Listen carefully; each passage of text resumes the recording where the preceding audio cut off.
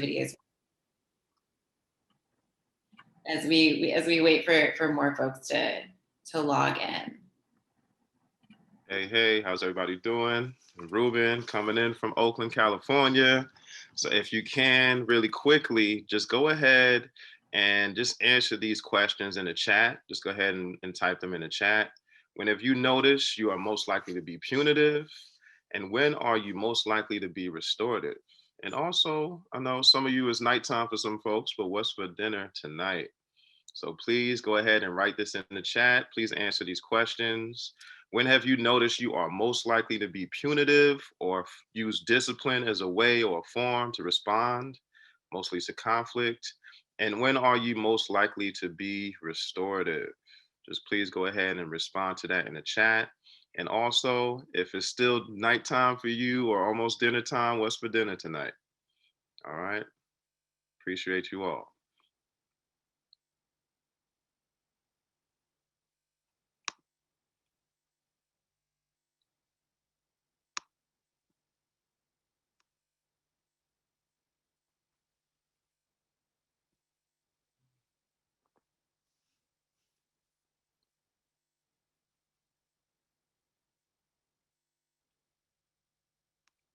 Welcome all the folks that are coming in. I see you all coming from all over the world, the UK, Canada, India. This is beautiful. Just please go ahead and share, answer this question that's being shown.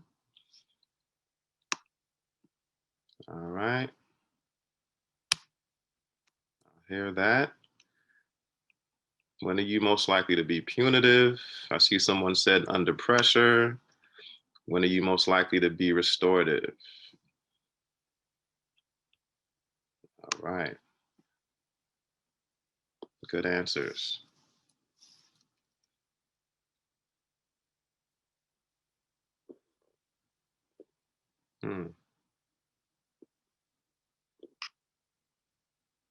Thank you. Thank you for everyone for sharing. Thank you, everyone.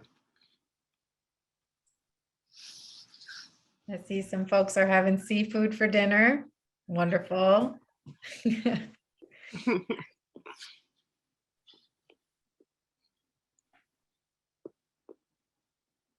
Nice. Italian.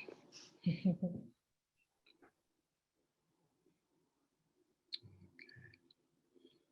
appreciate these answers. Mm-hmm.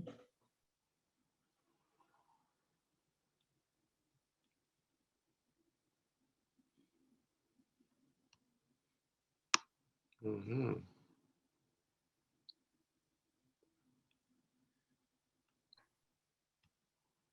Wonderful.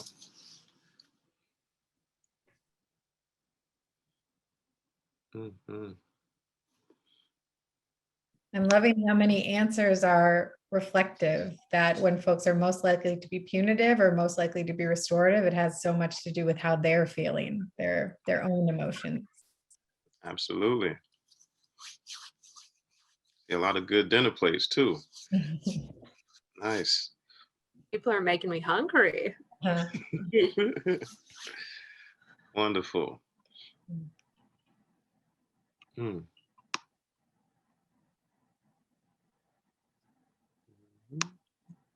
while people are answering those questions, it looks like we have a great group here in terms of numbers. So I'll just kick us off and feel free to keep writing in the chat.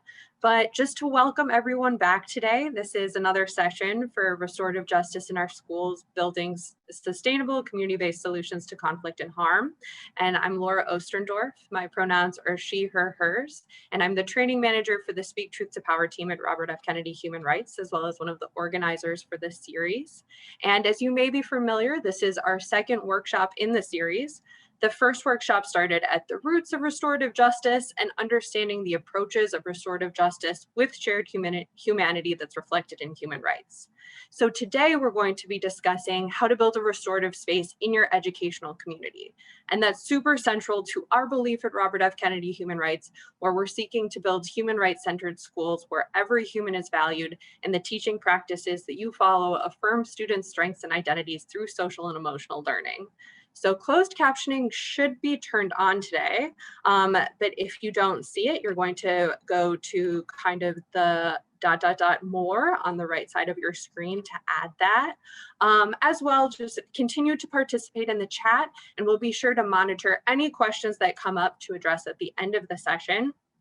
But again, we're honored to share this space with our partners from Impact Justice as we build our global community of human rights educators. So I will pass the metaphorical mic back to Sia, Cymone, and Ruben to get us started and kick us off today.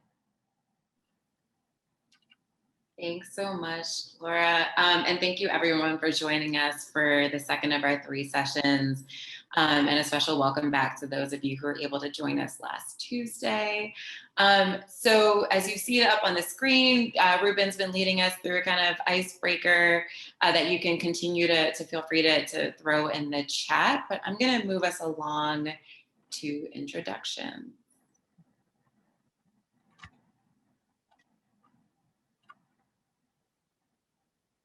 Go ahead and kick things off. So hello, good morning, good afternoon, and good evening. Since we have a crowd from around the world joining us today, it is so lovely to be able to share space with so many folks, and so many folks potentially for the second time if you were able to join us for the first session. My name is Cymone Fuller. I use she, her pronouns, and I am the co-director of our Restorative Justice Project at Impact Justice. I'm going to briefly share a little bit about Impact Justice for those who are joining us for the first time. Impact Justice is a national nonprofit based in Oakland, California, with offices in DC. And in our work, we partner with folks around the country that are interested in taking a different approach to criminal justice reform and want to try out innovative solutions that support people who are currently entangled in the criminal legal system, returning home from the criminal legal system, and are interested in exploring alternatives completely new and outside of the criminal legal system. So we, in our Restorative Justice Project, have the great fortune of partnering with sites around the country that are building pre-charge restorative justice diversion programs for folks who are have committed serious offenses and are looking to make things right to the person that they've harmed, to themselves and to their communities and families. And so we bring into this work a great amount of respect for folks who are on the ground doing this work every day and are happy to share this space and learning with you all today. I'll pass it over to Sia and then allow Sia and Ruben to introduce themselves. So Sia, do you want to jump in? Yeah. Thank you, Cymone. So my name is Sia Henry. I use she, her pronouns. I am one of the senior program specialists at the Restorative Justice Project at Impact Justice. I don't know, that's a lot to say.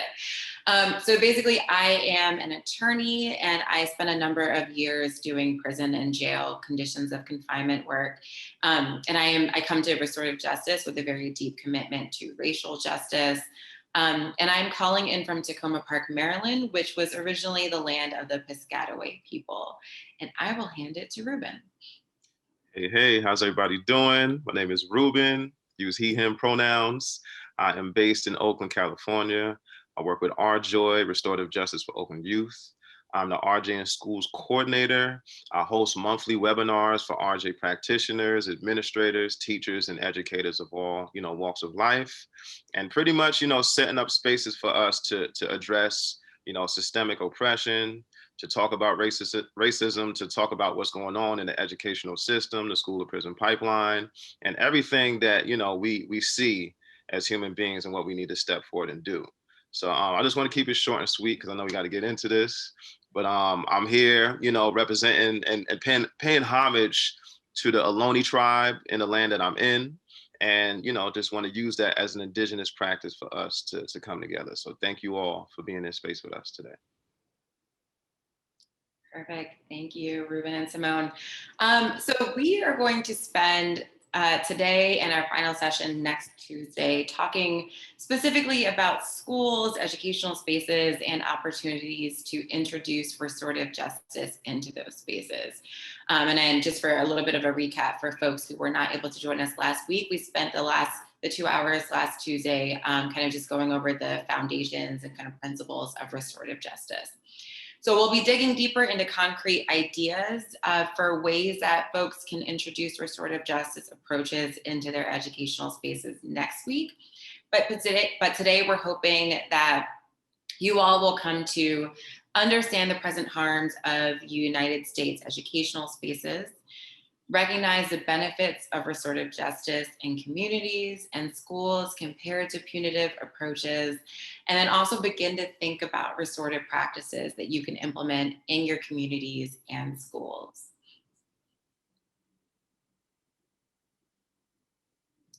Okay, so as young as Cymone, Ruben, and I look, we're unfortunately no longer in grade school. And so we wanted to set the tone for today for this session with voices of current students, particularly Black students in the US, who are among the most disproportionately harmed by our school system. And that is because we always think that it's important to create spaces for people to speak for themselves and name what they need, as opposed to having other people name their needs for them, right? So with that being said, we're gonna kick things off today with a 5-minute video, it's about 5 minutes, featuring Black students from around the country who are talking about what they need from their schools. So here we go. People need to listen to students of color. And I think that this is a big thing, even just in our society, is that like, as people of color and as youth, we know what we need. Like, we don't need teachers to tell us what we need. So I think that the most important thing is to like give us a seat at the table, give us an opportunity to tell you like, this is what we need, this is what we want to improve our schools.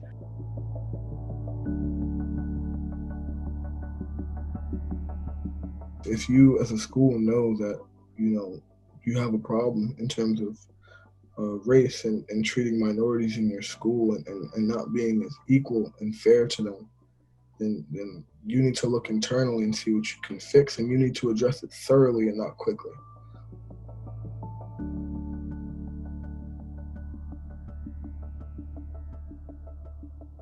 Sometimes students aren't really heard. Some of their ideas are shut down, and I feel like that's not helpful, because at the end of the day, it's like the students going to the school, going through these things, and they're going home, living their own personal lives, and it reflects in their academic life sometimes too. So like listening to the students and actually like implementing that would be helpful. I think like that could start with just like a simple like opening up to like a discussion. You as a principal or counselor should know what's wrong in your school. So looking in internally and reflecting and saying, all right, these are some complaints we've been having, or this is what I see that's wrong in the school. Take your time and try and fix it. And really take your time and try and fix it, because you owe it to those students that are at your school every single day.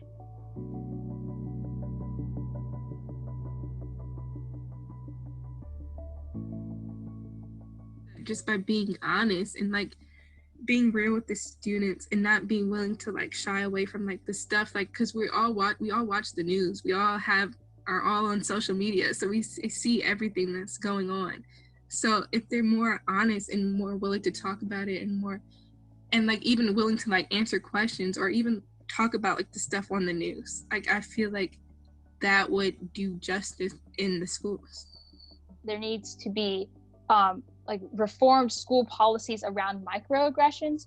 I think there are things that students say to other students that, while, as my administration said, are not discrimination because they didn't say it to you, are definitely things that are wrong. So I think just reforming those policies, but also making sure that there's some restorative justice in there. So suspending a kid for 3 days because they said the N-word, I don't know how much that will achieve. Or talking to them in the office or putting them in safe. But if you actually took the time to like teach that student like why you can't say the N-word and make them more cognizant of that, I think that there are a lot of students that if they really understood why those words aren't appropriate, they wouldn't use them anymore. To make Black students feel safe and supported, I think that some teachers might have to get out of their comfort zone and talk to a student like, all right, this is what it is, and how can I as a teacher understand where you're coming from?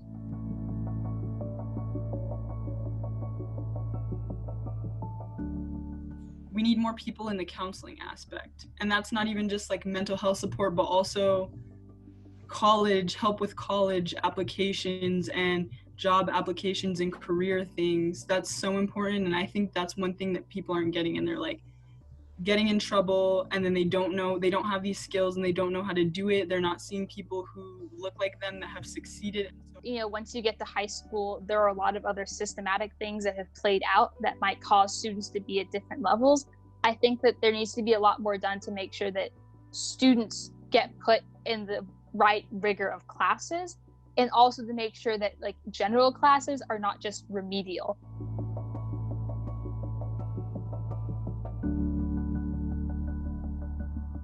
The stuff that really matters is how to live, and also for how to be beneficial to yourself, especially as a colored person.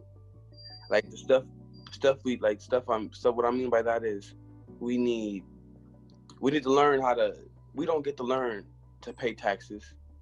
We don't get to learn how to do these type of, learn how to pay bills. We need to learn life skills. History needs to be taught on the ethnic background of the school. Like if the school is majority Black and Hispanic, like more Black history and Hispanic history should be taught, because that also has to do with like a confidence level too.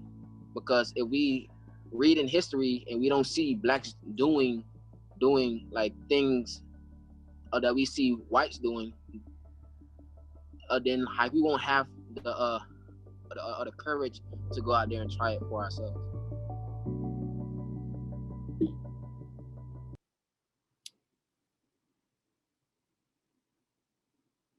Sorry, bear with me. Okay, bear with me while I figure out how to. How do I make this?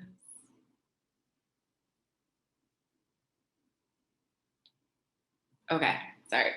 All right, so let's pause here. And I'd just like to hear what's coming up for folks from watching that. Okay, cool. So specifically, did you notice any themes from what the students were saying? What concrete requests did you hear? And also, how much do your own schools reflect these requests? So feel free to drop comments in the chat. And I'm going to ask Cymone and Ruben to help with reading out some of the chat comments.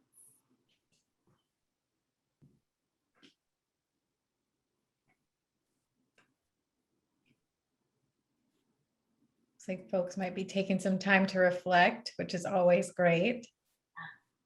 As those ideas come to you, go ahead and drop them in the chat.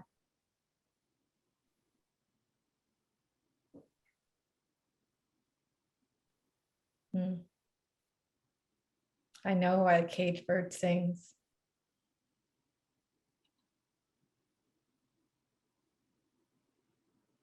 Yeah. We need to listen.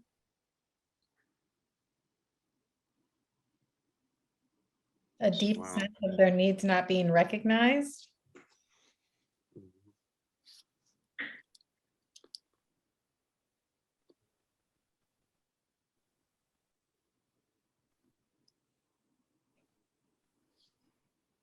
They want to know their own story. Oppressed, traumatized. Gotcha.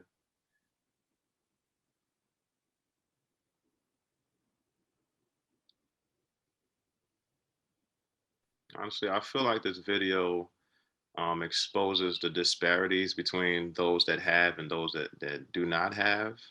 And you see how schools that are much more privileged have more access to better education, more hands-on, and also teaching that mindset of ownership and entrepreneurship and all those things, versus schools that might be underprivileged and don't have access to these resources, not being taught these skills, and also not having representation of their culture in the schools.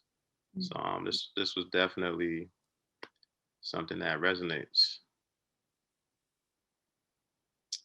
Yeah, thank you all for sharing.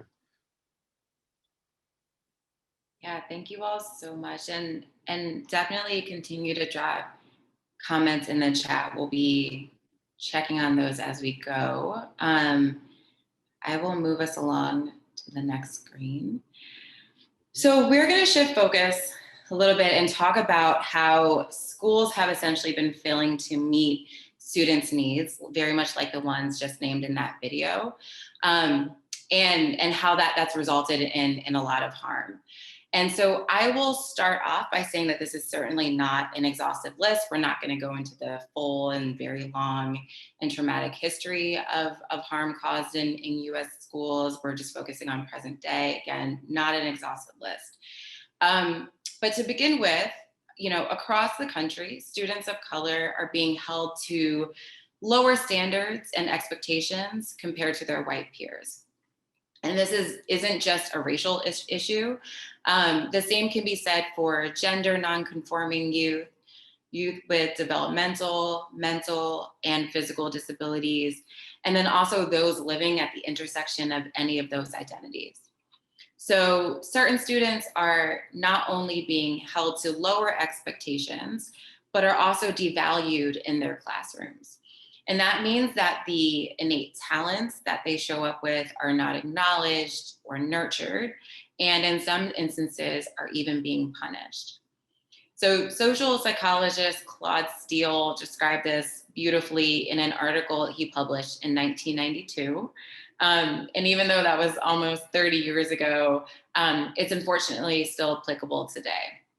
So a quote from that article says, "Doing well in school requires a belief that school achievement can be a promising basis of self-esteem, and that belief needs constant reaffirmation. But Black students risk devaluation for a particular incompetence, and further risk that such performances will confirm the broader racial inferiority they are suspected of. The crisis in Black Americans' education stems from the power of this vulnerability to undercut identification with schooling, either before it happens or after it has bloomed." And I really want to underscore that last point, right? So, you might have a Black student, some other student of color, let's say you're a high school teacher, right? And you might have a student who's done well in elementary school and middle school. But if they get to high school and they enter into classrooms where they're being devalued, they're being held to lower expectations, even though they may have based their sense of self-esteem in their academic achievement, even once they get to high school, they might still start to kind of stray away from caring about how well they do in school, based on what's happening to them, and the messages, kind of direct and indirect messages that they're getting from their teachers in their classrooms, even all the way in high school. And then, in addition to certain students being devalued and held to lower expectations, there are also a number of ways where schools across the country, school curriculum and environments enforce white normative values. And so there's a very timely example of this in the kind of whole push to remove things like critical race theory, right, from school curriculum. And as one of the students even said in the video that we just watched, when you erase students' ancestors and cultural contributions and even avoid having authentic conversations about the very racialized experiences people have in our society, especially that the students are having in our society, you're effectively erasing students from their own classrooms. And when you do that, it kind of begs the question, why would you then expect them to continue to show up every day and to buy into or feed into whatever it is that's happening in their classroom? And then finally, as you see at that kind of bullet at the bottom, students also have unmet needs outside of schools and no space really oftentimes to have those needs acknowledged or even understood within that school context. And I'm gonna also just kind of let Ruben jump in if you have anything else to add. Yeah, I totally agree with you, as far as the unmet needs. And that's what I spoke about earlier, is that, schools that are in, underprivileged communities, or, folks that don't have access to these resources, a lot of times the education is not really helping them to get out of that, that experience. So yeah, I definitely feel like there's a lack of cultural competence, and honestly addressing even teachers, and the lack of diversity in teachers and administrators, and not having, folks that you can identify with, or folks that look like you that's leading your classroom, and give you that sense of empowerment, or that sense of belief that you can be more than what you see on a daily basis. So yeah, I definitely agree with you on all those terms. Thanks, Ruben. And so again, as I said, this is certainly not an exhaustive list. So I'd like to invite folks to either put in the chat or unmute yourself, or use the raise your hand feature in Zoom. And just in case you'd like to comment on anything that we've said so far, or even add something to this list of ways that grade schools in the US have been harmful. So kind of hold open some space for that. I see one great point that Karen mentioned, that this is in addition to what happens inside the classroom. These issues kind of extend into other spaces in schools, whether that's sports or extracurricular experiences. It's not just a classroom challenge.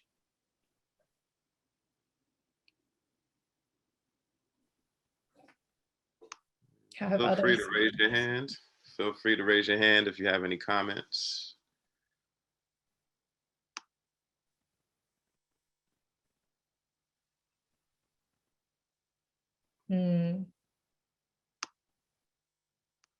Yeah, that's helpful to know that this is, this is not just a US issue, right? It seems like there are parallels in the UK, that so many of these challenges kind of exist across the globe. Wow.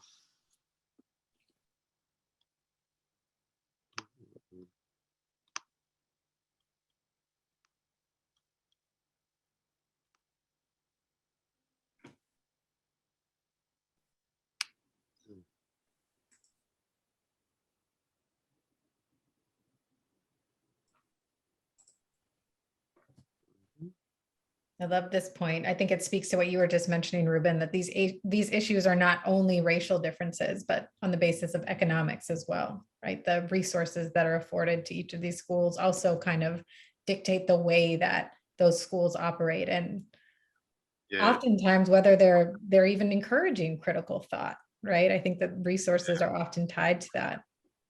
Yeah, and if you really think about it economic wise, a lot of families that live in impoverished neighborhoods have single parent homes, and most of the time have a parent that's working full time.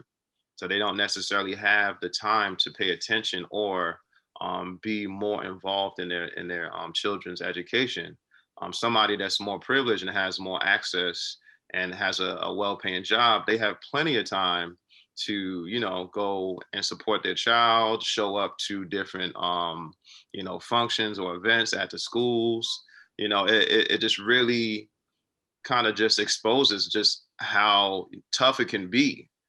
Just if you dive a little bit deeper, you really see. And I can speak to this because me personally, as my mother worked as a nurse for 30 years, and sometimes she would work the night shift, so she would sleep when she came home from work, so she didn't really have time to pay attention or come to school and watch what I was doing. And there's a lot of families like that, so just not having that privilege or that access or the time to pay attention to your child in their educational experience is a challenge. I see we have a hand raised. Queen, you want to go ahead and unmute?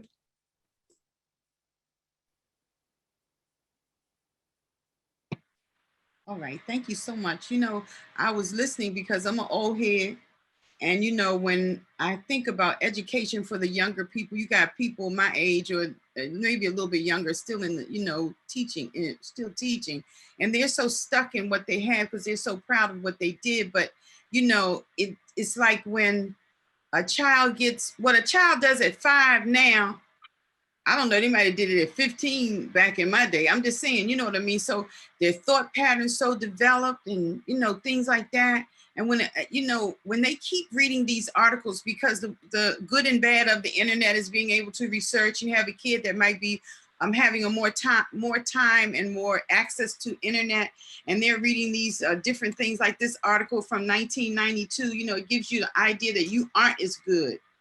You know, you can't be as good. You know, you stigmatize yourself, a kid would. And then they may not have the, you know, openness with the parent to say, you know, they said that I'm this and I'm that, or kids my age. But that's 1992. You know what I mean? It's nobody to bring them up to now when they play these games and they do things and they get inside their own head that hasn't been trained or doesn't have the foundation of Ask an Adult, because you're the one that's responsible for yourself. You know, and I, you know, I think that it should come out more. Like you had this right here. If I shared it with some people, they're not going to get on it.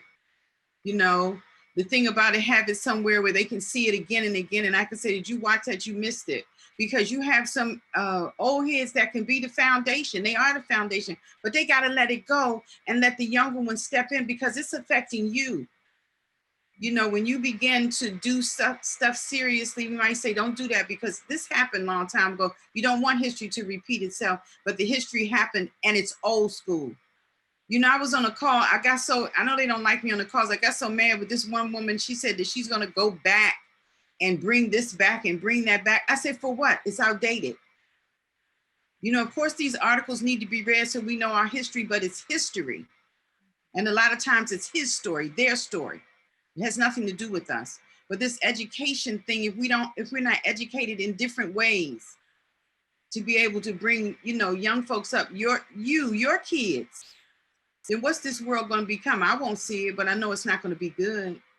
You know, and I just hate to always, you know that in school there's so much lacking. You know, what they do to you in school now is what they did to my mother in school, the old books, the old teaching. And then you had one or two teachers out of 50 that was really on top of things.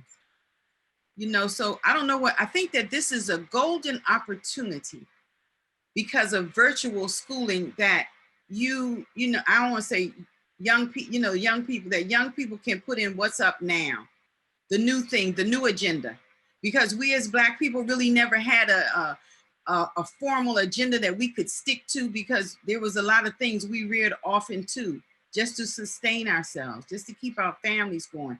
But now you have the opportunity to sit a formative mind in front of this computer and tell them, this is what you can do, and ask them. Because I was thinking of doing something on my radio show for kids only. In July, I usually do kids, but there was so much information and things going on I didn't highlight, so the kids can know what they can do.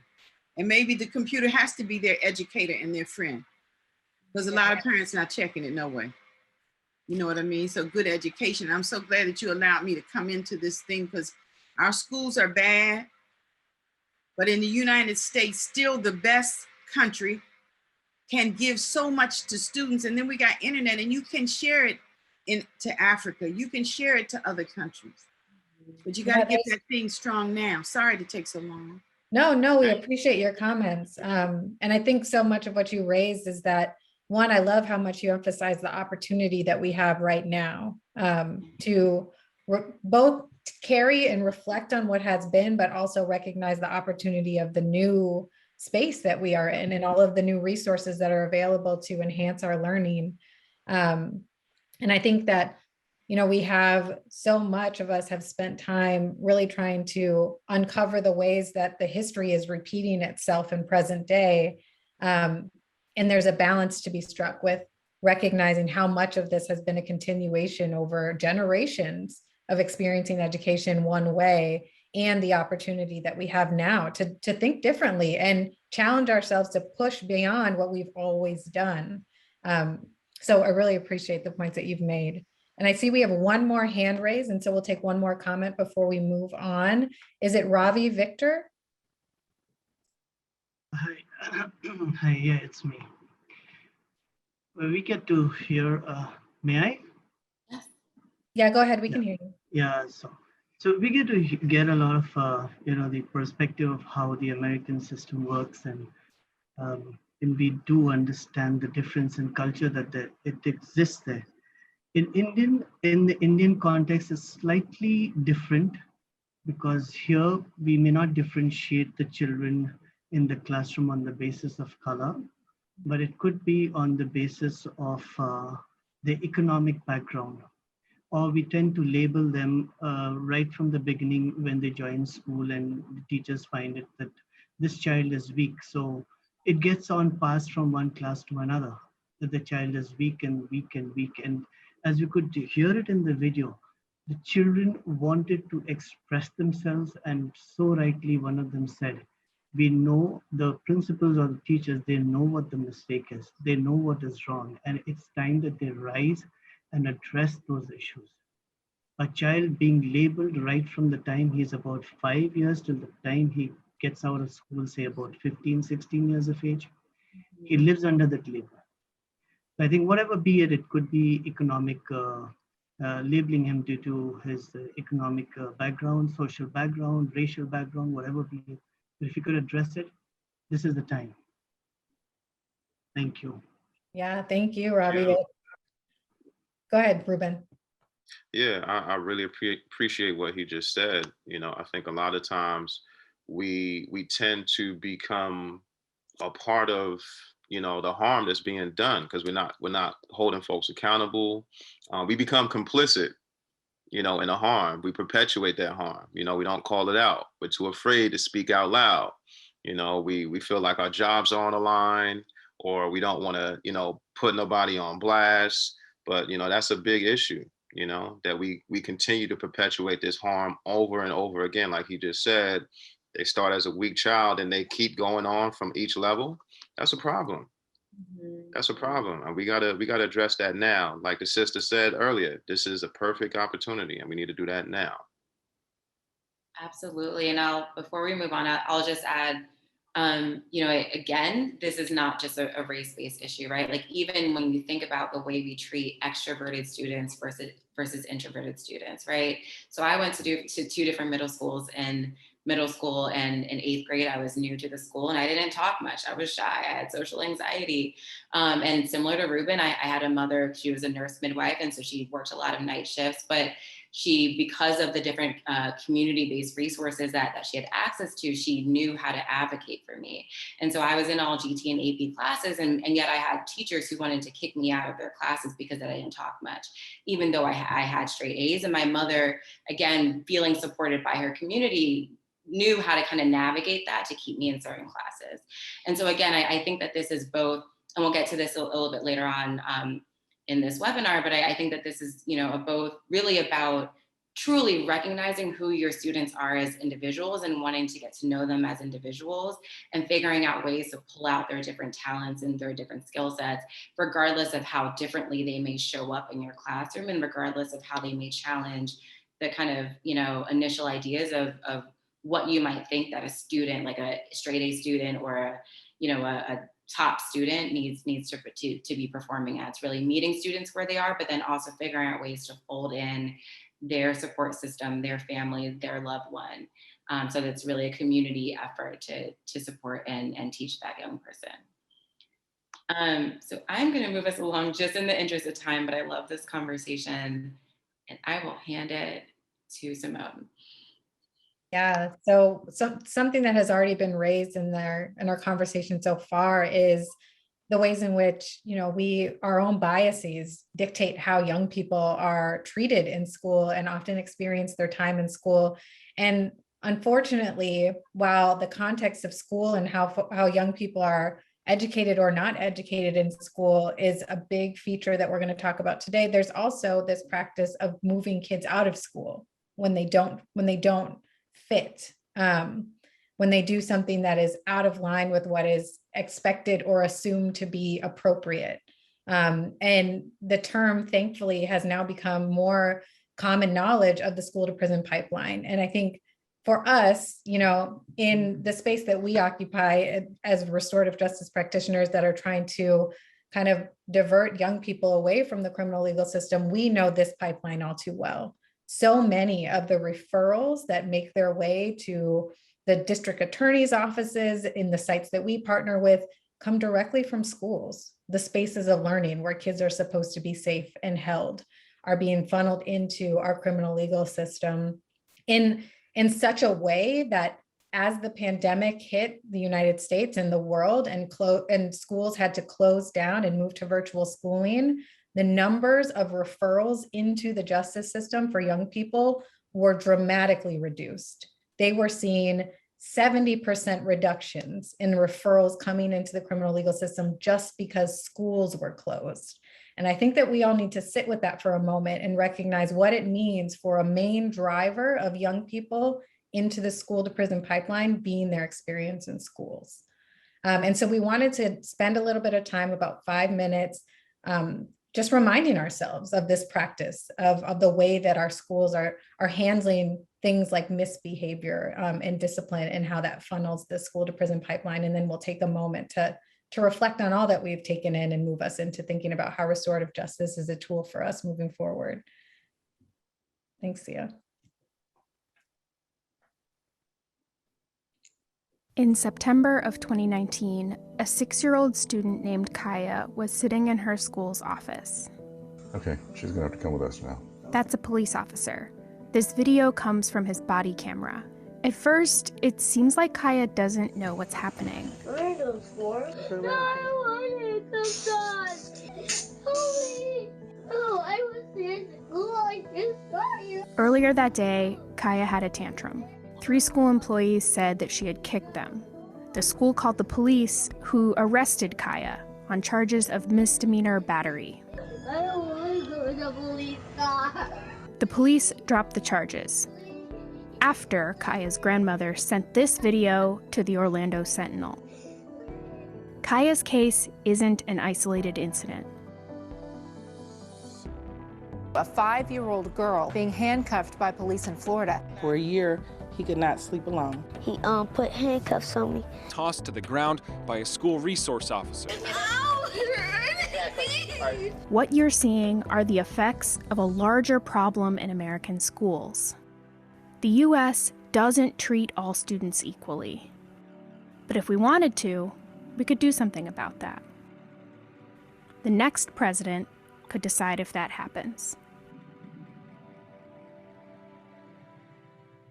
In 2016, researchers at Yale showed teachers this video clip of 4 preschool students. Their instructions: look for misbehavior and click when you see it. The study was kind of deceptive. None of the kids in the video actually misbehaved. The researchers were using eye tracking software. What they actually wanted to study was who the teachers were watching. Both Black and white teachers spent significantly more time watching the Black boy in the video. This study showed that even preschool teachers can treat kids differently based on their race without even realizing it. Look elsewhere in the US school system, and you'll see this show up in other ways, like at this middle school in Bryan, Texas. They gave students tickets for offenses like disrupting class or using profanity. Black students were 4 times more likely than white students to receive those tickets. Nationwide, Black boys miss way more school due to suspensions than any other group. And this can start a kind of chain reaction. Missing weeks of school due to suspensions makes students much more likely to drop out. Without a diploma, you're much less likely to earn a living wage and much more likely to be incarcerated. All this missing school is helping to drive the highest poverty and incarceration rates in the developed world. So it's worth asking, how'd we get here? In 1964, President Lyndon Johnson created a new federal office accountable to the president, the Office for Civil Rights. Its first task was to desegregate public schools in the South. But soon, they started noticing that some schools were segregating their students without actually calling it segregation. A lot of the Black students would be labeled disabled and removed from the mainstream classroom, so they wound up segregated. Daniel Lowson studies school discipline. For years, he's been sounding the alarm about how much school Black students are missing due to suspensions. The data he uses in his reports comes from the Office for Civil Rights. In the 1970s, they started requiring schools to report how many students they classified as disabled, plus suspensions and expulsions, all broken down by race and gender. Over the next few decades, those numbers went up as more punitive ideas about discipline took hold in American schools. Well, in some schools. Gangs and drugs have taken over our streets and undermined our schools. The idea that if you don't, throw the book at kids when they're young for every little thing, that they're going to turn into criminals. There's never any research to show that it actually worked. You never see that in schools serving mostly white kids. Sarah, you said you were buying a car today. Dad. I stayed up and crunched all the numbers. I already used Capital One Auto Navigator. All right. I found my car online and got pre-qualified instantly. Easy. Well, since we're both up. Sorry for the commercial. No problem. Thanks, Sia. So we wanted to make sure that in this conversation, just like we lifted up in our first webinar of this series, that it's important for us to, as we start to think about how restorative justice can be a resource and a tool for us to try and address some of these issues, that we start by understanding the roots of these issues. And while the roots of these issues are very deep and go much further than what we've covered today, we wanted to at least start by reminding ourselves that these issues that we are trying to address with restorative justice have to be cognizant of the layers of harm that exist in our schools. It's not just when things happen at an interpersonal level that restorative justice becomes something that we consider, but the harms of our school system writ large and the cultures that have been developed as a result are also the harms that we need to consider, and the ways that restorative justice becomes a resource for us in that space as well. And I know Ruben and Sia will talk a bit more about that as we transition. But before we do, I wanted us to take a moment to really open ourselves up for an opportunity to digest some of what we've taken in so far.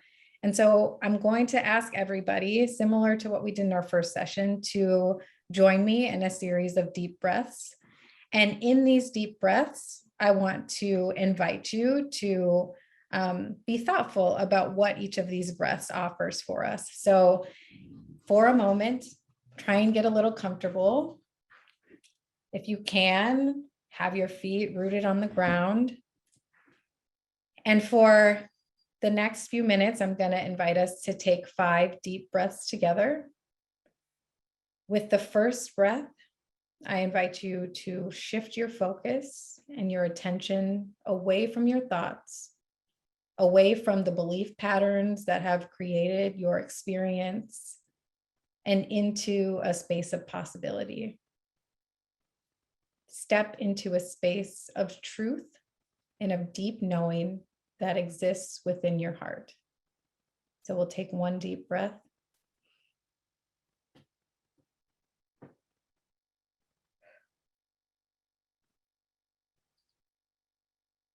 With our second breath, I invite you to breathe in the qualities of curiosity, of acceptance, and as with love, loosen your jaw, relax your tension, release your shoulders. Extend this breath past the edges of your physical form and into this space of collective that we are in today.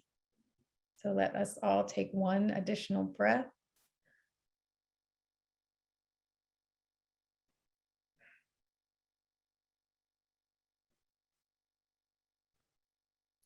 And as we move through the next round of deep breaths, I want you to guide your attention to the new beginning and possibility that comes with each inhale, the pause that exists between an inhale and an exhale that opens up space for stillness and awareness.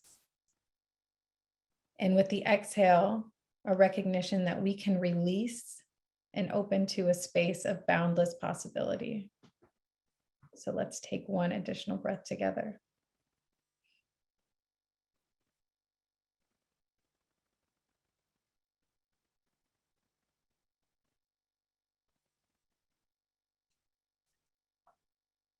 And I'll invite folks to take 2 additional deep breaths on your own.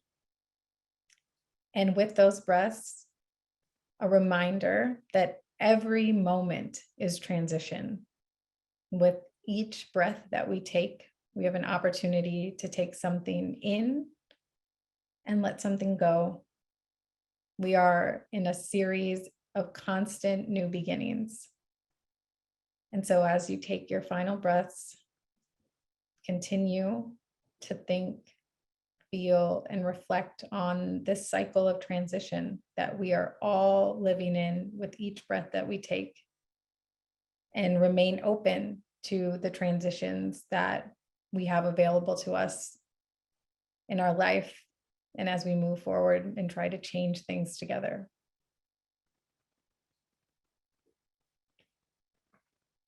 So with those breaths that we've taken, with this information that has been shared up until this point, we're going to ask folks to step into a set of breakout rooms so that we can have some chances to interact with each other and hear some reflections from those that are joining us. And so we are going to have some folks organize you into small groups. For those who are not familiar with small groups on Zoom, you will see a prompt on your screen that will guide you to the breakout room that you've been assigned to. And you will have some folks that join you in those groups that will help guide a discussion with a series of questions for you to reflect on the information you've taken in so far and see how that might apply to the discussion we're going to have for the remainder of our webinar. So I think we should be just about ready to assign folks to their breakout rooms. And you should see a prompt on your screen. So please join your breakout room and we will instruct folks as to when to come back. We'll spend about 10 minutes in breakout rooms. So we'll see you soon.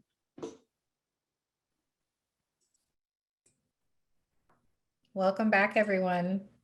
I was ripped out of my room. I didn't know it was coming. So I don't know if anybody else is feeling a little disoriented, but take a minute to reorient. I hope everybody had a rich discussion and got to meet some new folks maybe that you haven't had a chance to meet before. And maybe for the folks that were able to lead some of the discussion and facilitate some of the discussions in the rooms, is there anyone that wants to share some of what they heard in their rooms, maybe as themes or topics that came up?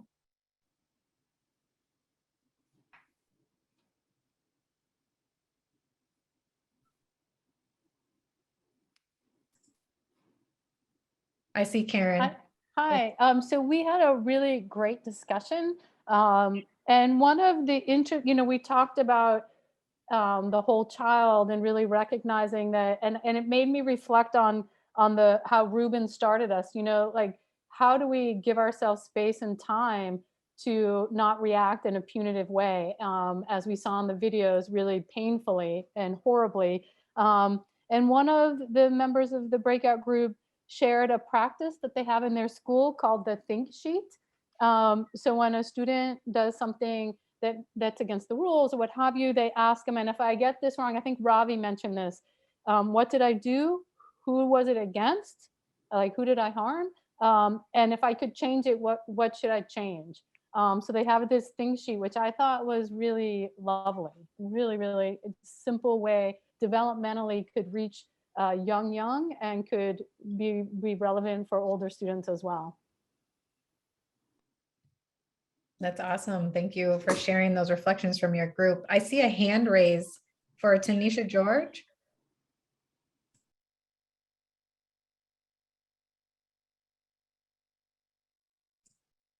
Maybe if you're trying to speak, you're on, okay, there you go. You're unmuted. Okay, thank you. So I was in Breakout Room 6, and we had a really nice discussion.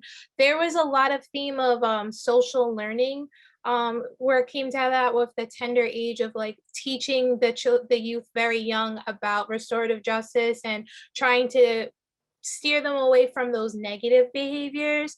But there was like a really strong statement that was made, and it was saying like we have to love and respect the children and understand that they are individuals as well. So we need to start listening to what they have to say, because we treat youth like their possessions and not as individuals a lot of the times, especially within the school system, that it's kind of like because I said so. And instead, so we need to kind of switch that, because when you have a child that's young, and if they're always being told because I said so, when they have somebody that's bullying them, it's kind of like that's going to continue to click with them with the because I said so type of path. And then we also spoke about like the experiences of restorative justice. And we spoke again about how it's very important for the youth at a very young age. But then I kind of threw in there in the mix about how higher education, like as they get older, that it is even more difficult to bring that concept of restorative justice within like the teenage years and then beyond, going off to college and graduate school, because then it's no longer restorative justice, it's a lot of punitive. So thank you for that comment. And I forget who said it. I think it's someone well known who makes the comment of, you know, you can't teach a child unless you love them. So definitely love that and appreciate that comment. It looks like we have another hand raised by Muktesh Kumar. I'm so sorry if I'm mispronouncing your name. I think I unmuted you. Yeah, that's right. That's right. That's Muktesh. Thank you. Thank you so much for giving me a chance to speak. You know, the similar set of situation that somebody was mentioning, that we have a practice in our school called Think Sheet. We also have a practice in our school called Behavior Reflection Sheet, where if a child is getting involved with any sort of wrong activity or any sort of mischievous behavior or any sort of behavior that is not considered up to the mark, or he has troubled someone or he has disturbed somebody, so you know, we give a chance to the child to think where he went wrong. You know, that there is a space where he is supposed to write, you know, what, you know, troubled that child, what motivated that child to get involved in that particular action or that particular behavior. Then there's a space that's called why that child was, or that concerned person was troubled. What he was supposed to do in place of getting involved that troublesome behavior. You know, then there is a chance where it is, you know, written, you know, what he can do to make the situation better in the coming future. So that way the child is not getting punished, but he's getting a chance for improving his behavior, you know, by knowing, by practically putting his mind into thought process, into deep thought process, you know. So that's one of the practices that we are, you know, using in our school to make the child believe where he went wrong. That's all. Thank you. Perfect. Thank you so much. I am skimming through. I don't, at least, oh, there's one more hand raised. So why don't we let Anche Joel kind of give us the last comment, and then we'll move along. Go ahead. Yeah, hi, Sia. It's Anche. It's as though you sneeze, Anche. So, it's what my American friends say. Yeah, you know, it just reminds me of how we as a society on the whole move constantly towards politics of stigmatization and exclusion, you know, what I call the politics of otherness, you know, where, and so often like behavior from children or even from grown-ups that we declare to be deviant, you know, it's not deviant behavior really at all. It's a normal reaction to an unnormal situation. So, and yeah, and I find it really disheartening to see how this just is perpetuated, you know, this message of otherness and dehumanization of people. You know, like if you're declared another and deviant, like you're not worthy of decent, being treated decently. You know? So yeah. So I work in the sector of DVA, domestic violence and abuse, and sexual abuse, and I see it there a lot of times too. You know, and it's the same. The stigmatization process, it concerns the victims as much as the perpetrators. You know, and I find it just amplifies the problem. It amplifies every problem everywhere. But yeah, this is where we are at, you know, and the UN has confirmed this, and Amnesty International has long said that we are moving towards this politics. And even with Joe Biden, I don't see much of a improvement there. I'm sorry to say, you know. yeah, but it's potato, isn't it? not quite, but yeah, it's not a Big Bang thing. Okay. Thank you. Yeah, thank you. Thank you so much for those comments. There's so many juicy ideas, and I wish we had so many more hours to really dive into all of this. But also really kind of want to pull out what I think I just heard was this idea of labeling people and putting people into categories, which is also something that came up in the group that I was in. So thank you all so much. I know we're kind of just shuffling along and not really kind of giving this conversation or all your comments as much time as we would like to, but I know we're on a tight schedule and we want to be able to wrap up on time. So I am going to reshare my screen.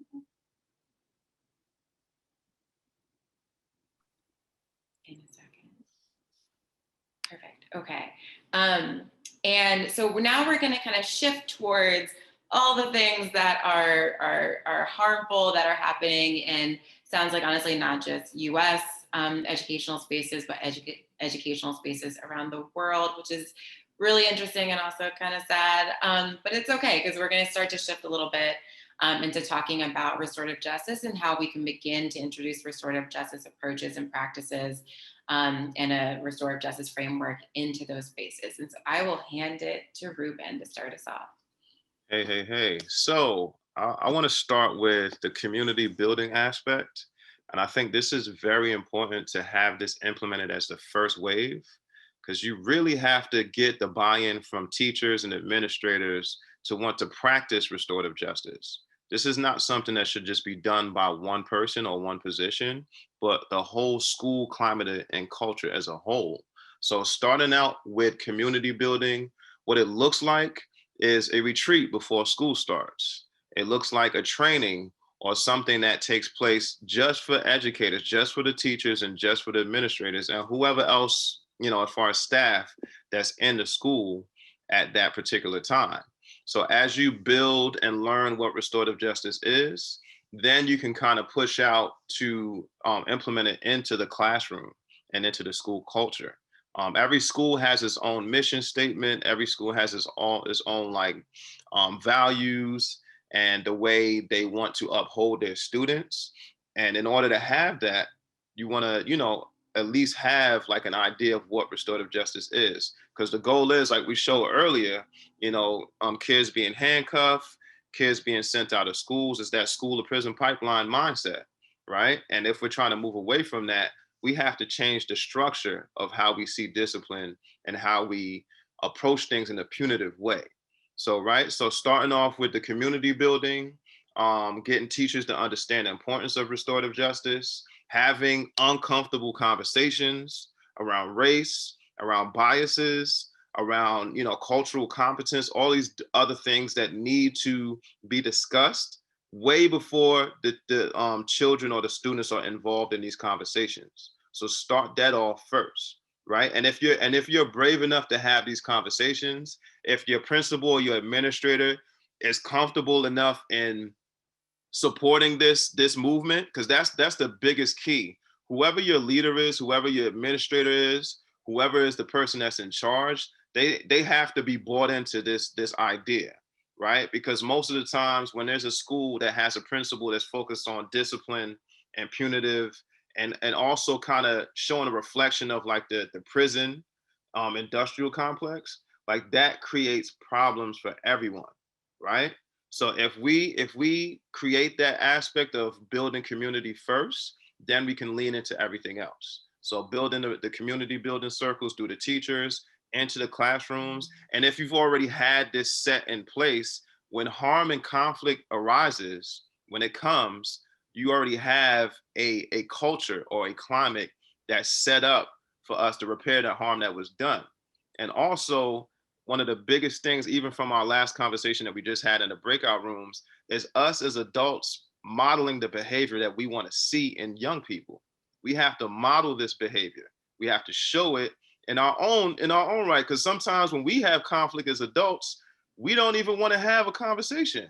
We don't even want to resolve the conflict that's happening between us, even in our own families, right? So for us as adults, modeling the behavior is huge because kids pay attention to everything. They might not remember everything that you say, but they're going to remember how you make them feel and what they see, right? So your body language, those microaggressions, the way we approach young people, the way we address young people when harm is done, or just, how they carry themselves, it goes a long way, right?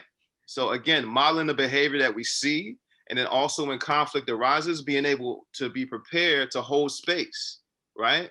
When someone commits harm or someone creates a situation where the conflict arises, it's not just for the person that was hurt or the person that was harmed, it's also for the person that committed the harm or created the harm, right? So we have to learn to be empathetic to those that may have done harm as well, right? Because if we're not having that opportunity to have that teaching moment to express, okay, look, this was not the way you did this. This wasn't the right way to do this. And look at the harm that you created by doing this. Now, I want you to think and reflect on that, and let's repair so it doesn't happen again. All right. If we just punish somebody, this is just like prison. When you punish somebody and you send them to prison, they get locked away. And most of the time, the person that was hurt or done wrong and whatever crime that was committed, nobody pays attention to that person. All right. So they already traumatized, they're already harmed and hurt. So in the same way, if we just, have a form of discipline or punitive action towards the person that did harm and not pay attention or not try to help that young person or whoever, it's just going to keep perpetuating on and on and on. All right. So again, creating a system where we have the community approach, the restorative approach when harm is committed, where we come together, and this is an indigenous practice. So as a village, we come and we sit together, and even if parents get involved, even if other folks outside of the school, let's say the store down the street from the school or community organizations are involved in a conflict that arises, we can all come together as a village and discuss this and repair the harm that was done. All right, does that make sense to folks? Right. So again, like the restorative community conferences is pretty much an example of what I just mentioned, right? And I can give you an example, one quick story, really quick. A young person stole a phone from another young person, and we had a conference with both parents and those children, right? And the harm that was done, the young person whose phone was stolen, they came from Mexico. They were from Mexico, and they didn't have any remembrance of their father that was left in Mexico. The only remembrance they had was their father on a SIM card, right? And this really reflected on the person that did the harm, because they understood, wow, this was the only remembrance that they had of their father, and I stole this from this person, right? So with that person recognizing the harm that they did, they were empathetic because they didn't have their father either, right? So think about that. Like, you just learned a lesson, and now that young person went out of their way to help repair the harm that was done. You get what I'm saying? So just really understand the power of having a restorative approach to conflict and discipline and things that take place, and continue to move forward with that. So I think I'm gonna leave it there. I might have went on a tangent, but I'm gonna leave it right there. Oh, that was perfect. Thanks, Ruben. Okay. So yeah, I guess we can dive into the RGN School's critical elements, strength-based approach, and affirmation of identities. Again, this is a beautiful experience when we have community building circles in the classroom where you get to see folks of different walks of life. You get to understand where they come from, and we get to affirm and, you know, give folks space to have a voice, you know, and to share their culture and share their background and understand that we have a lot of similarities in our cultures and diversity, you know, and having these conversations of understanding and having shit, and also the shared agreements. That's big. Shared agreements. Having a space that's not a dictatorship where the teacher sets the rules or makes it the way they want it to be, but having shared agreements where we all collectively come up how we want to share this space together in the classroom. So when you have young people or young students have a voice in how the classroom is set up, it gives a better opportunity for, you know, a consensus, you know, or a collective agreement on how we're going to conduct that space. Because if you're just a teacher that says you cannot get up out of your seat and you have to sit there, where there might be a child that has a problem with sitting still, you just created an opportunity for that kid to be treated unfairly because you didn't create an atmosphere for that young person to thrive. So again, consensus, shared agreements, and giving a space for folks to have a collective idea on how the space should be ran. I don't know if Sia or Cymone, you want to jump in on this? I think everything you said is spot on. And the other thing is that what we know about just adolescent development and young people is that when they have a role in helping to create the agreements that they are going to commit to in a space, the buy-in is much more likely to be present when they feel like they had a role in making that choice, that this is something that they were opting into. And so on the back end of this, you are more likely to be able to, like Ruben was saying, have a container that can hold when somebody doesn't kind of goes off track and isn't able to meet that agreement, to bring them back to the space and remind them that originally they agreed to this, right? They were a part of designing that this is what the space was going to be. And that gives them that moment to reflect and recognize that they made a commitment to the space and that they have an opportunity to step back into that commitment. Absolutely. I don't have anything to add. I think just definitely really underscoring the need to kind of have that co-design space within your classrooms, and not having it be the teacher said this and these are the rules and the students are following those rules. Really, the way to get buy-in, especially from young people, is to actually have them co-design what that space is going to look like for them. Mm-hmm. And I think in addition, you know, with a social emotional learning piece, I'm reading the comments. I know somebody said that adults need it too, and that's a huge thing, right? And also, you know, how do we encourage school administrators to adopt restorative practices? That's a big thing, right? And just look at the benefits of what restorative justice does, right? If it's helping young people to recognize or like pay attention to other folks' emotional needs and really, you know, be more empathetic, you know, this is definitely something that we can implement. And if you present it in that way to administrators to get them to understand like the full benefits of restorative justice and how this can benefit them socially, emotionally, and in the classroom, and also help with your class management as well. You know, because a lot of teachers suffer, you know, and you know, having a great, you know, I would say approach to classroom management. So, you know, understanding what this does is it takes it a long way, along with the implementation of mindfulness. I think that's a big tool. If you can have a mindfulness moment before you start class, have a breathing session before you start class, have a check-in before you start class, asking young people, how was your morning? And also you sharing how your morning was, right? Because I think as a teacher, like you have to humanize who you are for students to see you and also be empathetic to you as an adult. You know, you might have had a rough day or had a rough night, and you letting students know ahead of time, like, man, I had a long night, I had a rough morning, so please bear with me. They will be more empathetic to you. And the same thing goes for students. If a student tells you, I walked to school this morning and I stepped over a dead body. You got to really think about that. You got to really think about those things. So just having that moment for mindfulness and breathing and checking in is huge for classrooms, huge.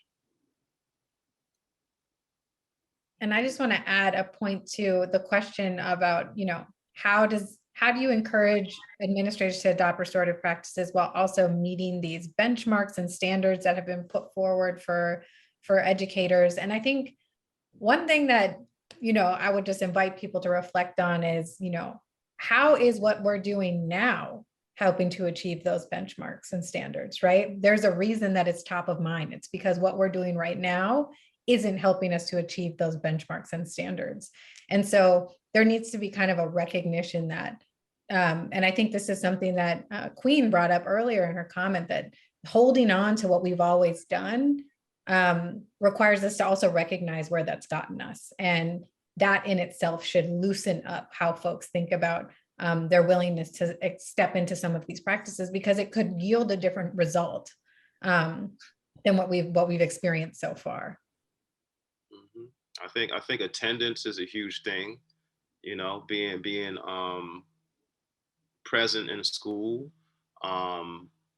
disrupting the school to prison pipeline, thinking about discipline and punitive approaches and how that kind of affects the tardiness and also how attendance happens. So if you can present it in that way, I think administrators will understand like why this is key and why this is important. Absolutely. Okay. And just looking at this slide, I just want folks to understand like RJ is not a position. It's not a position. And I can give you a perfect example of this. Me starting restorative justice almost about 10 years ago, becoming an RJ coordinator at a school in Oakland, and folks not knowing exactly what it was, I became literally a firefighter, putting out fires all across the school. And when fights happen, when bullying happens, where a fallout between a teacher and a student happens, I'm resolving all of these conflicts, and I'm one person. And think about one person holding that for like 5,000 students. Eventually, you're going to get burnt out. Eventually, it's going to become overwhelming. And eventually, it's not going to sit well with you, right? So if you don't have support, if the school is not bought into it, and you're literally fighting against like the punitive approach to discipline, like you're fighting against it, it's like an uphill battle and you're pushing a giant boulder to fight that.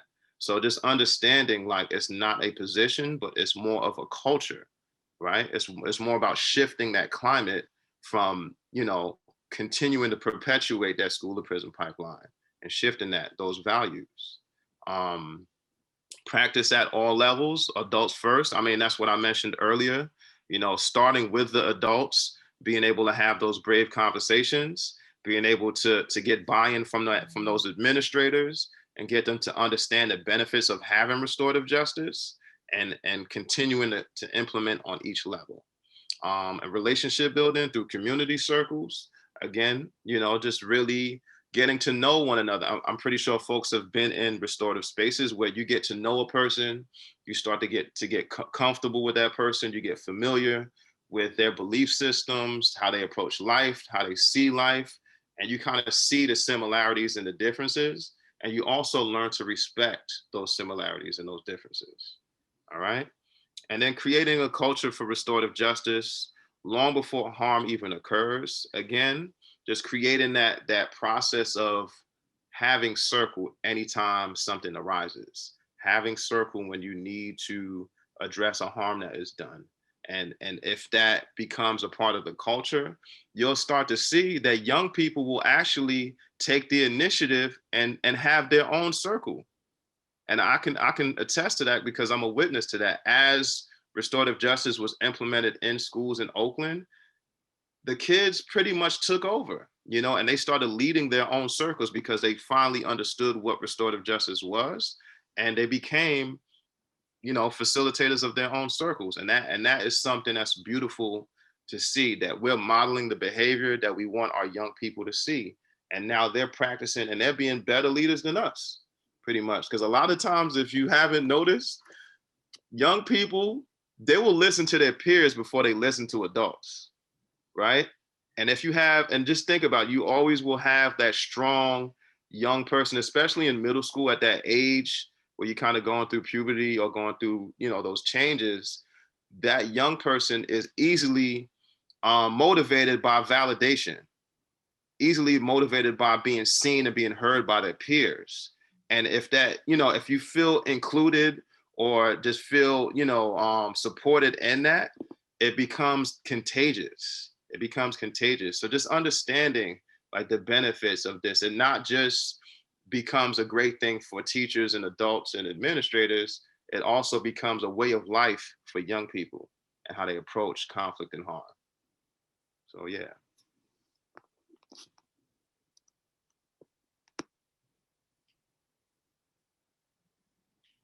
Okay. All right, anybody want to jump in on this?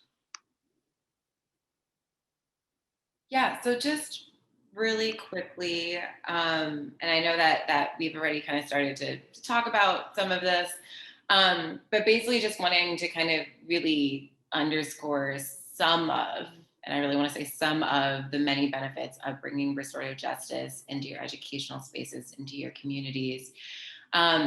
So restorative justice is really a way to, again, to create spaces for people to feel safe showing up as their true selves, for people to engage in storytelling. And that's also really a great way of deepening relationships. And so really beginning to identify root causes of trauma and harm, right? So you're not just showing up to your classroom and seeing kids as, Johnny, Jaron, and, Sarah, and, you just know them as so-and-so is an A student, so-and-so is a D student, but really getting to understand who they are, what they like about themselves, what they dream about, what's going on at home. So really beginning to understand who they are as individuals, so that when harm does occur, when they engage in behavior that you don't necessarily like or appreciate, or conflict happens, or someone is harmed, you have that background information, which is incredibly important. And then also, restorative justice also, and we've seen from a number of different, kind of anecdotal stories from various restorative justice processes, is that it's also a way to support young people in developing healthy communication skills. And it's not just about them being able to express their own needs and thoughts, but also their way to kind of, get from others and to kind of demonstrate respect. And kind of really lean into ideas of equity and equality and human dignity. And both, requesting that for themselves, but also demonstrating that for others, both their peers and adults and other people that they're engaging with. And then we also have here this reduced criminalization of BIPOC students. And so this goes for, both in and out of the classroom, but kind of just going back to the video we showed earlier about the school to prison pipeline. And when you're engaging in relationship building, you've actually, leaned into this idea of developing a community within your classroom and really using restorative justice approaches to develop that community, then you're a lot less likely, right, to push students out or to send students out to the principal or even call the police on students, because you understand who they are. And so restorative justice also has a way both of, reducing the kind of knee-jerk punitive responses that, too often so many of us have been kind of just conditioned to jump to. But also just kind of reducing harm that happens in the first place. And so, when students get upset with each other, just, again, conflict is natural.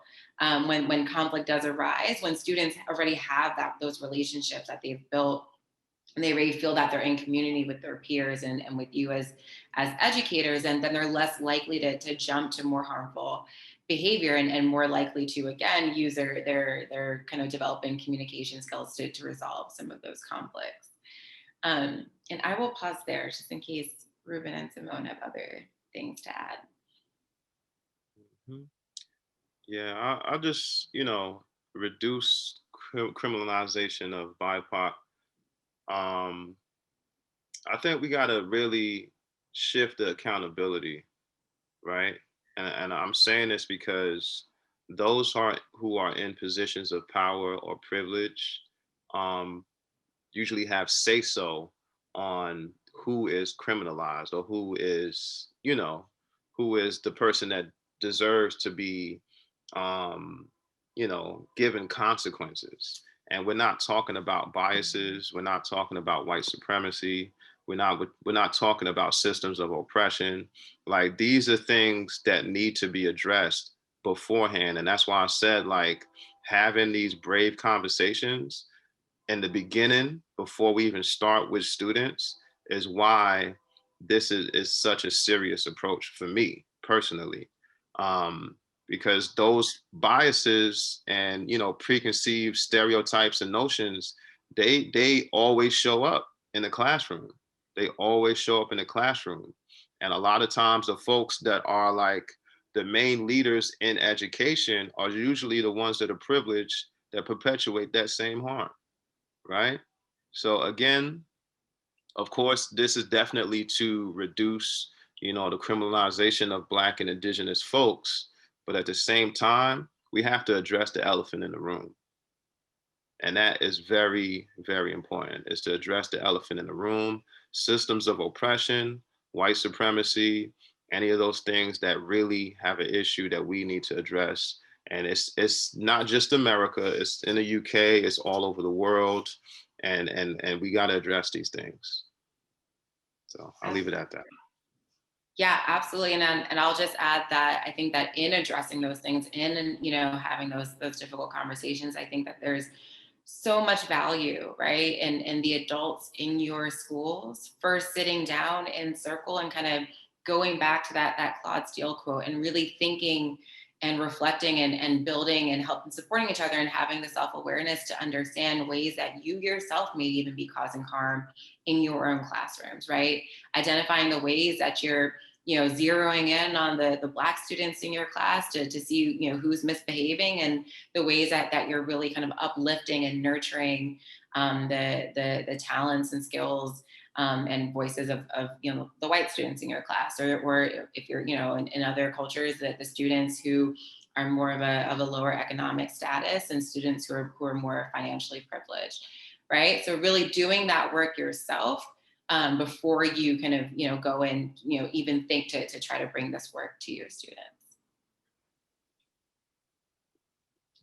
And I'm gonna move us along to our last activity. Yeah, so we only have a few minutes left in our time together, but we wanted to just begin to ask you all to step into what it might look like to apply some of these new strategies and build a more restorative climate and culture in your own school or classroom.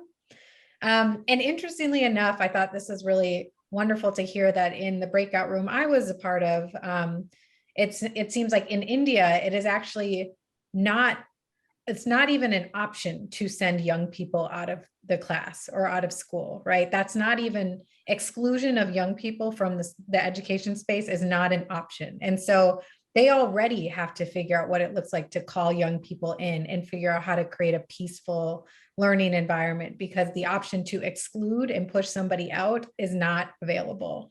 And so I thought that was really great. And so this prompt here might even be something that you already have to think about, because you don't have the option to push out. But specifically in the US context, the option to push kids out of their classrooms and have somebody else deal with it, have a person who's in charge of discipline, or as Ruben outlined when he was the RJ coordinator, have them be pushed off to somebody else, is very much the practice. And so what we'd love everybody to do is spend a little bit of time. What we've created is a jam board, which is basically an interactive tool that is available to allow us to start to put some of our shared ideas on one space. So I'm going to go ahead and drop the link to this jam board in the chat for everybody right now.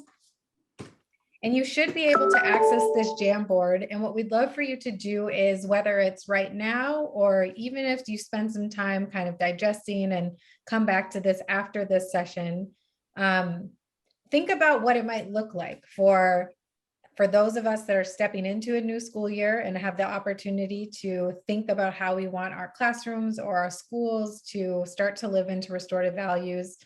Think about what it might look like for your class to sit together and develop an agreement that your collective class, your community of a classroom, will not push anyone out, even if that practice is available in your school, right? As a classroom, you can make the decision that as our class, we are not going to push anyone out of this classroom.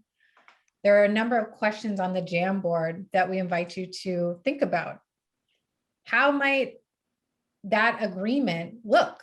How does that agreement make you feel? Does it make you nervous? Does it make you excited? What steps might you be able to take to help support your class to honor this kind of agreement? What kind of skills might you or your students need to learn to help you honor this agreement?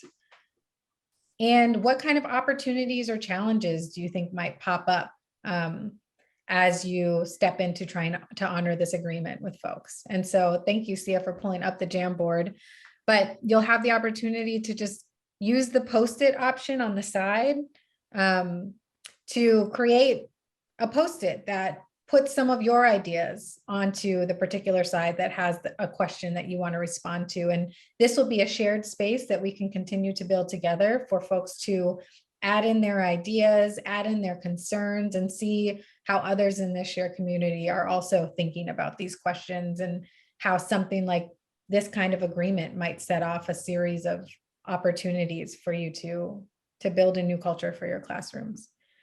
So because we are short on time, we won't spend too much time with this right now, but invite folks to really step into it and hear from each other and get ideas from each other and the responses that come forward on the Jamboard. And with the time that we have left, which looks like it's about 8 minutes, we'd love to invite you all to share any questions that you have with us. And we've had folks on the side of this gathering questions as they've come in. And so we'll start by trying to look at questions that have come in, but please invite you to share more questions in the chat and spend some time. We'll spend some time answering those. So Sia or Ruben, do you see any questions on the sheet that have come in the chat? Go ahead. Yeah, I see someone asking about more training for restorative justice. I know Our Joy definitely provides training on a monthly basis. We just have to share the schedule. I'm not sure, does your organization have any upcoming trainings? Anything coming up for folks? A great question. So the work that our team does at Impact Justice is mainly focused on restorative justice, kind of on the back end of that school to prison pipeline. So when young people are pushed into contact with the criminal legal system, we develop programs that help to divert them away from being prosecuted. But that we have a series of additional webinars that are available to give people more information about what that looks like. And we work with a number of organizations across the country that are providing both diversion programs with restorative justice and some elements of schooling. And so we can also make sure that folks are connected to the Impact Justice website, where you can see a full list of all of our partner organizations and explore with them what they might have available as well. So there's an entire community of restorative justice practitioners that we are connected to and would be happy to share information about trainings that are coming up. Okay. And if folks have questions, they can reach out to me about trainings, and I'll get the dates for you so you can sign up for the training. I'm going to leave my email in the chat so folks can reach out to me.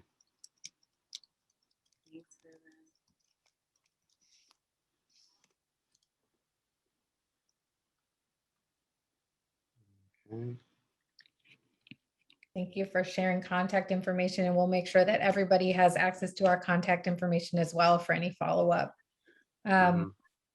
I see a question that has made its way to us. I think it may have been a question that came up earlier in the discussion through the chat, but want to come back to it. You know, somebody mentioned that this is something like oftentimes they think about timeout, and that more often than not, it's actually not helpful to use something like a timeout in school, because it ends up being a space where kids just go almost to do their time, like they are like in prison, where they're not invited to reflect. They're not invited to kind of do any critical thinking about what has happened and what their actions may have prompted, or the experience of somebody that may have been on the other side of their actions. And so they were just trying to call out the kind of parallels between how we think about things like timeout and suspension in schools, and how that looks very similar to the way we think about kind of punitive responses in the prison system. And I thought that was an excellent observation. Are there any other questions that folks have? Please feel free to drop them in the chat.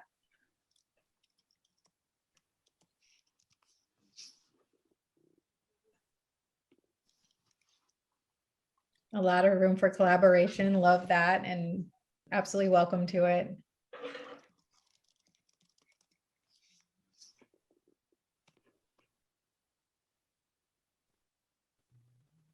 All right. Any other questions?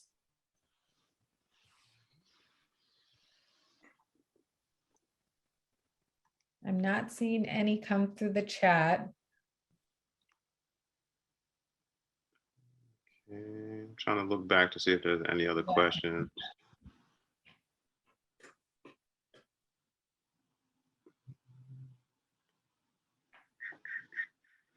For any of the folks that have been monitoring the questions, if there's any that we missed, please feel free to drop those back in.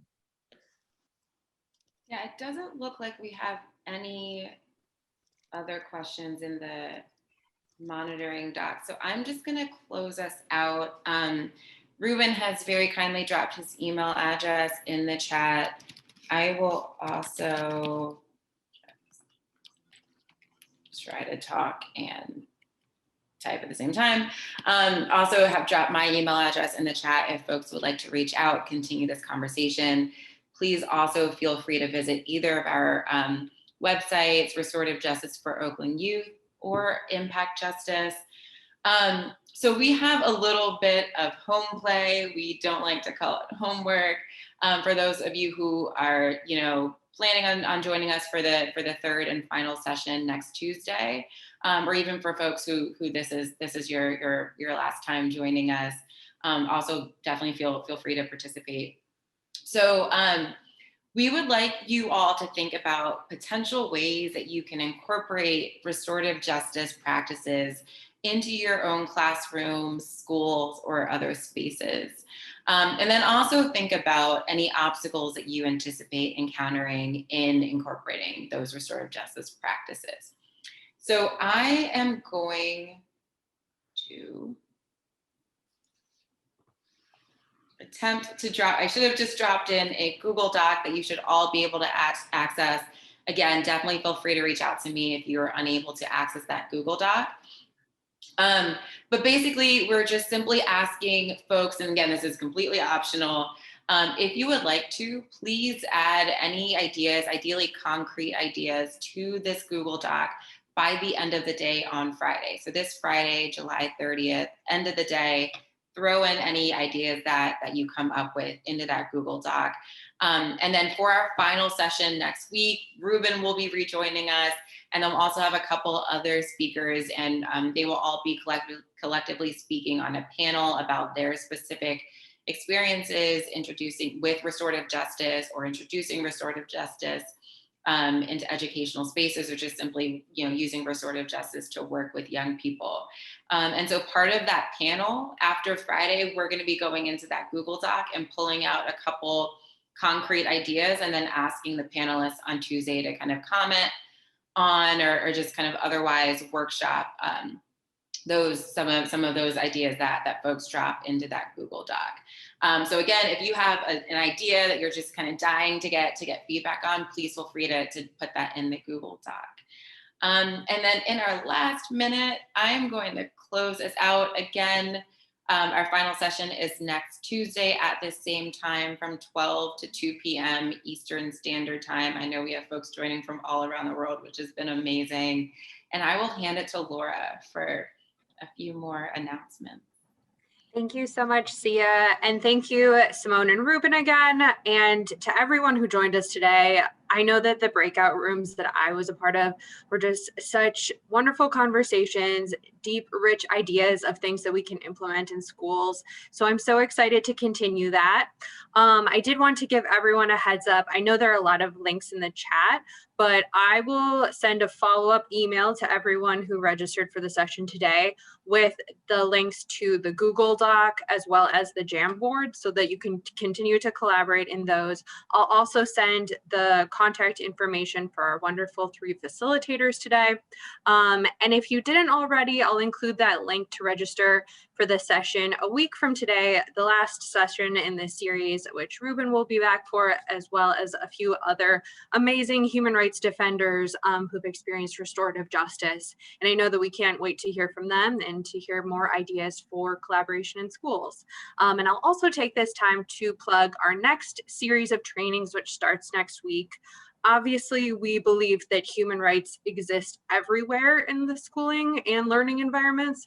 But if you're a science, language, or social studies teacher who's looking for simple ideas of where to start concerning concepts and pedagogies, we're also going to have a training series with some of our amazing lead educators associated with Robert F. Kennedy Human Rights, who are going to kind of give you the intro to how they implement concepts, teaching ideas, specific activities in their classrooms. So I'll include that registration as well.